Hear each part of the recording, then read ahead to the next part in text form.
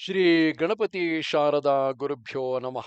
ಯತ್ರ ಯೋಗೇಶ್ವರ ಕೃಷ್ಣೋ ಯತ್ರ ಪಾರ್ಥೋ ಧನುರ್ಧರಃ ತತ್ರ ಶ್ರೀ ವಿಜಯಾಭೂತಿರ್ಧ್ರುವ ನೀತಿರ್ಮತಿರ್ಮಮ. ಶ್ರೋತೃಗಳಿಗೆ ಶ್ರೀ ಅಳಸಿಂಗರಾಚಾರ್ಯ ವಿರಚಿತ ಶ್ರೀ ವ್ಯಾಸ ಮಹರ್ಷಿ ಪ್ರಣೀತ ಶ್ರೀಮನ್ ಮಹಾಭಾರತದ ಶಲ್ಯ ಪರ್ವದಲ್ಲಿ ಸಾತ್ವಿಕೆಯು ಕೃತವರ್ಮನನ್ನು ಸೋಲಿಸಿದುದು ಎಂಬ 20ನೆಯ ಅಧ್ಯಾಯಕ್ಕೆ ಸ್ವಾಗತ. ಧೃತರಾಷ್ಟ್ರನನ್ನು ಕುರಿತು ಸಂಜಯನು ಹೇಳುತ್ತಿರುವನು. ರಾಜೇಂದ್ರ, ಹೇಳು.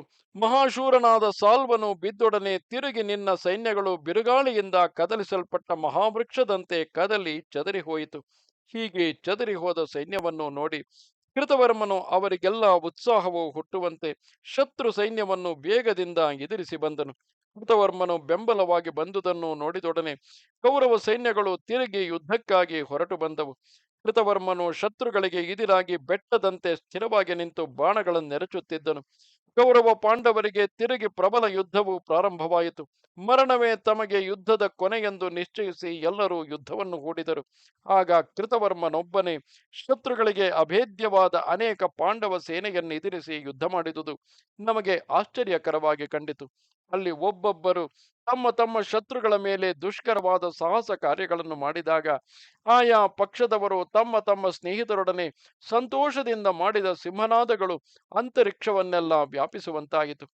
ಈ ಧ್ವನಿಯಿಂದಲೇ ಪಾಂಚಾಲರೆಲ್ಲ ಭಯಪಡುತ್ತಿರುವುದನ್ನು ನೋಡಿ ಸಾತ್ವಿಕೆಯು ಅವರಿಗೆ ಬೆಂಬಲವಾಗಿ ಅಭಯವನ್ನು ಕೊಟ್ಟು ಪ್ರೋತ್ಸಾಹಿಸಿದನು. ಒಡನೆಯೇ ಸಾತ್ವಿಕೆಯು ಮಹಾಬಲಾಢ್ಯನಾದ ಕ್ಷೇಮಧೂರ್ತಿ ಎಂಬ ರಾಜನನ್ನು 7 ತೀಕ್ಷ್ಣ ಬಾಣಗಳಿಂದ ಯಮಪುರಿಗೆ ಕಳುಹಿಸಿಬಿಟ್ಟನು. ಹೀಗೆ ಸಾತ್ವಿಕೆಯು ಬಾಣ ವರ್ಷಗಳನ್ನು ಕರೆಯುತ್ತಾ ತನ್ನ ಕಡೆಯವರನ್ನೆಲ್ಲ ಕೊಲ್ಲುತ್ತಾ ಬರುವುದನ್ನು ನೋಡಿ ಕೃತವರ್ಮನು ಸಾತ್ವಿಕೆಗೆ ಎದುರಾದನು. ಹೀಗೆ ಸಾತ್ವಿಕೆ ಕೃತವರ್ಮರಿಬ್ಬರು ಸಿಂಹಗಳಂತೆ ಗರ್ಜಿಸುತ್ತಾ ಒಬ್ಬರನ್ನೊಬ್ಬರು ಎದುರಿಸಿ ಯುದ್ಧದಲ್ಲಿ ತೊಡಗಿದರು. ಇಬ್ಬರು ಮಹಾ ಧನುರ್ಧಾರಿಗಳು, ಇಬ್ಬರು ರಥಿಕ ಶ್ರೇಷ್ಠರು, ಇಬ್ಬರು ಉತ್ತಮಾಸ್ತ್ರಗಳನ್ನು ಬಲ್ಲವರು.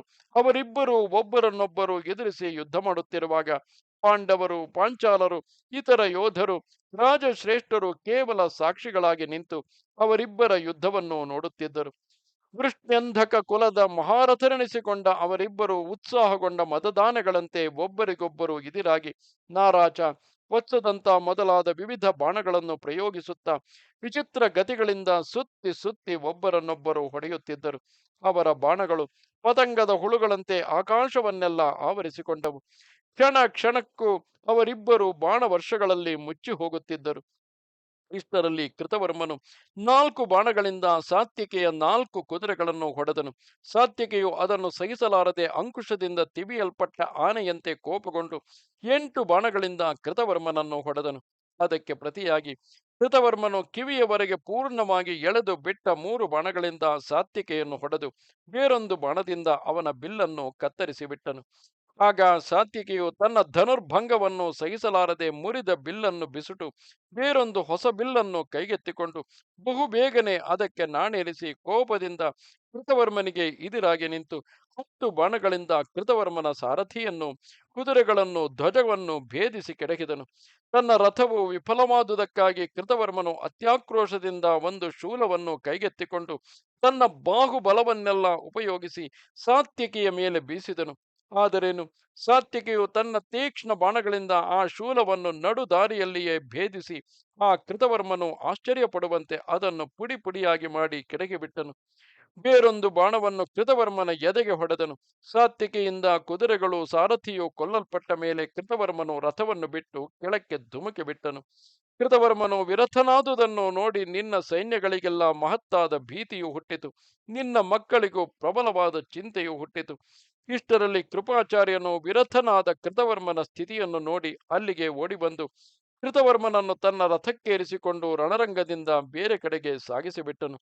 ಸಾತ್ವಿಕೆಯು ರಥಸಹಿತನಾಗಿದ್ದುಕೊಂಡು ಕೃತವರ್ಮನು ವಿರಥನಾದುದನ್ನು ನೋಡಿ ಭಯಗೊಂಡು ದುರ್ಯೋಧನನ ಸೈನ್ಯವೆಲ್ಲ ಮೆಲ್ಲ ಮೆಲ್ಲಗೆ ಯುದ್ಧದಿಂದ ಹಿಂತಿರುಗಲಾರಂಭಿಸಿತು. ಸೇನಾ ಧೂಳಿಯು ಎಲ್ಲೆಲ್ಲಿಯೂ ಆವರಿಸಿದ್ದುದರಿಂದ ಶತ್ರುಗಳಿಗೆ ಇದು ತಿಳಿಯಲಿಲ್ಲ. ದುರ್ಯೋಧನನೊಬ್ಬನು ಹೊರತು ನಿನ್ನ ಕಡೆಯವರೆಲ್ಲರೂ ಓಡಿ ಹೋದರು. ತನ್ನ ಸೈನ್ಯವು ಭಗ್ನವಾಗಿ ಓಡಿದ ಮೇಲೆಯೂ ದುರ್ಯೋಧನನು ತಾನೊಬ್ಬನೇ ಪಾಂಡವರನ್ನೆಲ್ಲ ಎದುರಿಸಿ ತಡೆದನು. ಪಾಂಡವರು ದೃಷ್ಟದ್ಯುಮ್ನನು, ಶಿಖಂಡಿ, ಉಪಪಾಂಡವರು, ಪಾಂಚಾಲರು, ಕೇಕಯರು, ಸೋಮಕರು, ಸೃಂಜಯರು ಇವರನ್ನೆಲ್ಲ ನಿನ್ನ ಮಗನು ಏಕಾಕಿಯಾಗಿಯೇ ಎದುರಿಸಿ ನಿಂತನು. ಸ್ವಲ್ಪವಾದರೂ ಎದೆಗುಂದದೆ ತೀಕ್ಷ್ಣ ಬಾಣಗಳನ್ನು ವರ್ಷಿಸುತ್ತಾ ಬಹಳ ಎಚ್ಚರಿಕೆಯಿಂದ ಯುದ್ಧವನ್ನು ಮಾಡುತ್ತಿದ್ದನು. ಬಲಾಢ್ಯನಾದ ನಿನ್ನ ಮಗನು ಯಜ್ಞದಲ್ಲಿ ಮಂತ್ರಪೂತವಾದ ಅಗ್ನಿಯಂತೆ ಆ ಯುದ್ಧರಂಗದಲ್ಲಿ ಬೆಳಗುತ್ತಿದ್ದನು. ಮನುಷ್ಯರು ಮೃತ್ಯುವನ್ನು ಕಂಡರೆ ಹೇಗೋ ಹಾಗೆ ಶತ್ರುಗಳು ಅವನನ್ನು ಕಂಡು ಹೆದರಿದರು. ಇಷ್ಟರಲ್ಲಿ ಕೃತವರ್ಮನು ಬೇರೆ ರಥವನ್ನೇರಿ ನಿನ್ನ ಮಗನಿಗೆ ಬೆಂಬಲವಾಗಿ ಬಂದನು. ಇದು 20ನೆಯ ಅಧ್ಯಾಯವು. ನಮಸ್ತೆ ಶಾರದೆ ದೇವಿ, ಕಾಶ್ಮೀರ ಪುರವಾಸಿನಿ, ತ್ವಾಮಹಂ ಪ್ರಾರ್ಥ್ಯಗೆ ನಿತ್ಯಂ, ವಿದ್ಯಾದಾನಂಚ ದೇಹಿ ದೇಹಿಮೆ. ನಮಸ್ಕಾರ.